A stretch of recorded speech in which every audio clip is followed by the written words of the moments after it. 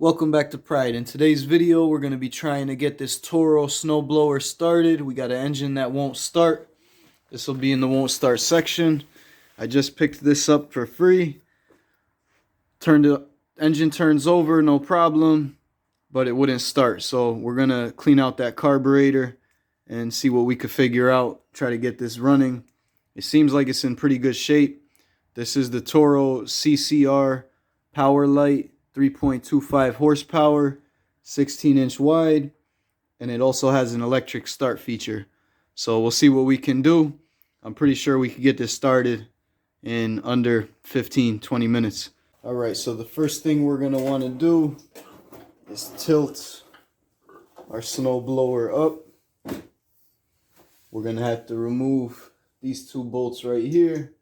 You can use a flathead screwdriver or a socket. Looks like about an 8mm socket, so we'll just grab the socket wrench.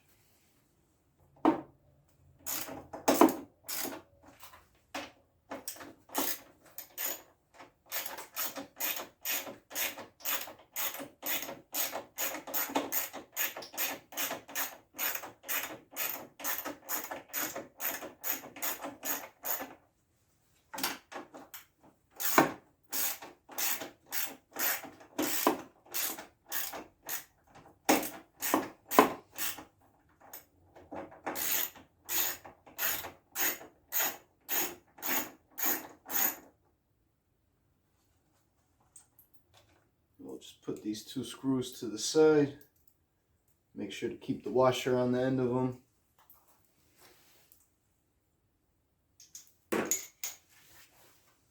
This bottom plate should come right out. Now we'll have access to our carburetor and our gas line. So the first thing I'm going to do is just remove this clamp right here. We'll get this gas line off and drain it into a tank. Alright, we've got our gas line off. All you have to do is put pressure on this clamp, slide it down so it takes pressure off of where the hose meets the carburetor. Wiggle that hose off the carburetor and then lower your snowblower down, feeding that gas line into a can. And this is 2-stroke gas, so make sure you're not mixing it with a regular gasoline can. We've got good gas flow, so I'm sure the carburetor was getting gas. These snowblowers don't have a shutoff switch for the gas, so you can't drain that carburetor after use.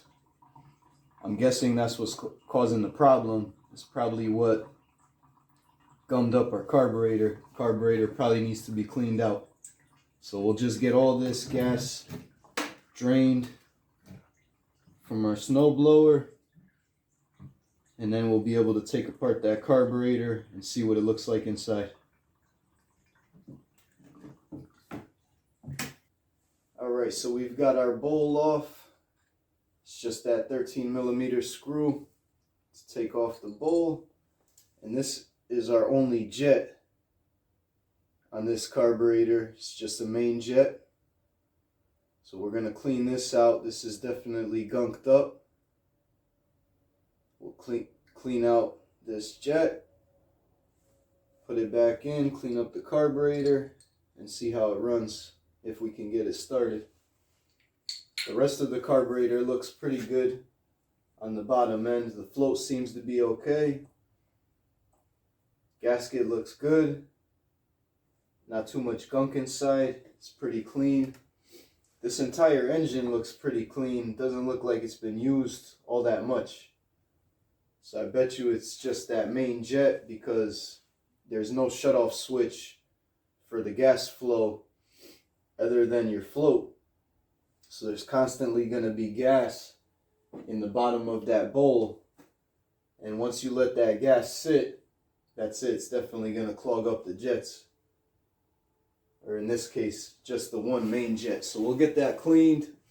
I'm just going to run some small wire through the holes on either side and give it a little spray with some carb cleaner as well and see how clean we can get it. This gasket seems to be still good. Little washer gasket. We'll get this cleaned up, put it back in, see if we can get her started. So let me try to give you guys a close-up of the jets on this screw. You can see one hole right here, and there's also one hole on the opposite side. So I just used a staple from my staple gun, pushed it right through, make sure it comes out on the opposite side. Try to get a good focus for you here.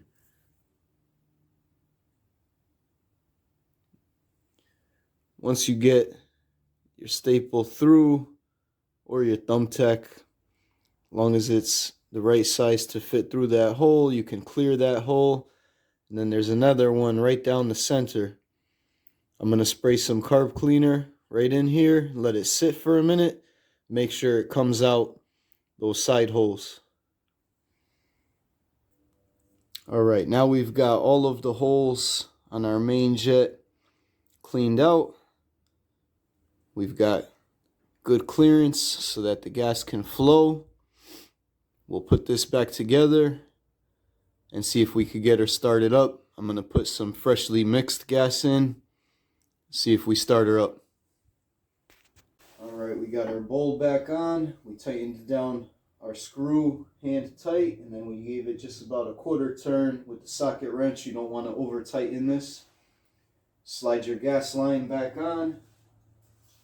Get your pliers.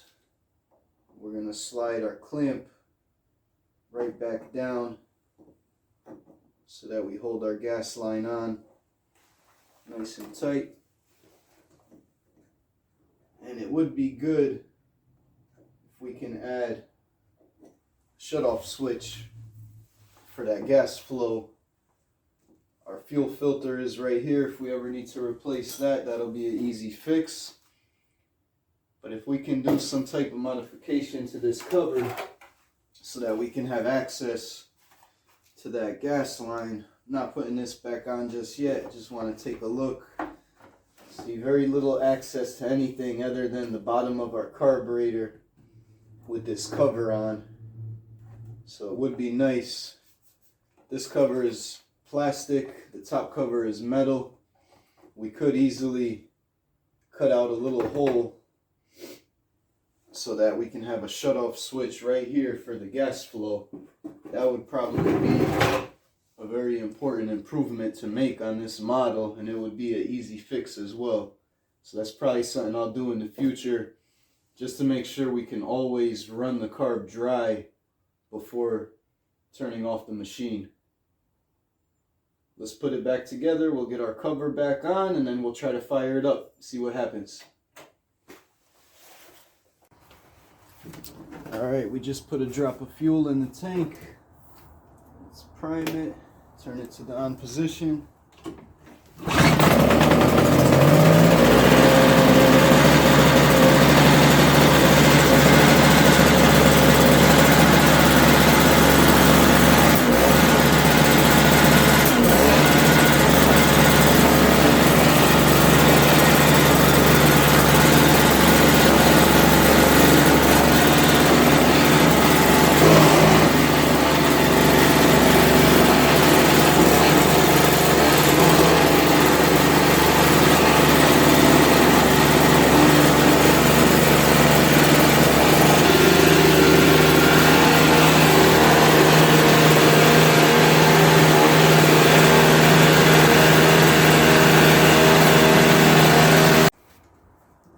Alright, once it warmed up, it stopped smoking. It only smoked for a minute there, just coming out the exhaust. When I first started it up, started on the first pull after cleaning out that jet on the carb. I want to take a look underneath, make sure in this hole right here, want to make sure, see if you can see there. Yep, perfect. You can see the bowl. You always want to take a look underneath, make sure no fuel is dripping after we put that bowl back on. And what I think I'm going to do is I'm going to cut a hole right about here. This way I can put a shutoff switch for that gas line. This way this problem doesn't continue to happen over and over. Since this tank constantly feeds that carburetor, you want to have a shutoff switch on that fuel. This will eliminate this problem from ever happening again. And now we just got this for free a couple days ago, so now we've got a well-working Toro Snowblower. This also has an electric start on it. You just connect an extension cord right here, plug it into your outlet, and then use the electric start button right over here next to the pull cord, and it has its own little electric starter on the motor. So I haven't tried that one out yet. I tried it when I first tried to start it, and it definitely turned over, but the thing didn't want to start. That's why we had to clean out that carburetor. Thank you guys for watching. Be sure to subscribe to Pride Martial Arts. I'm going to be putting some of the fuel shutoff switches. I'll put a link in the description below. Show you some of the ones I have here. These are the ones that I'll be using on this gas line. These should be just about the right size. If not, I'll order some more. This way we have a nice fuel shutoff switch. This way we don't leave any fuel in that carburetor. We can always empty out the carburetor when we're done using our snowblower. Thank you for watching.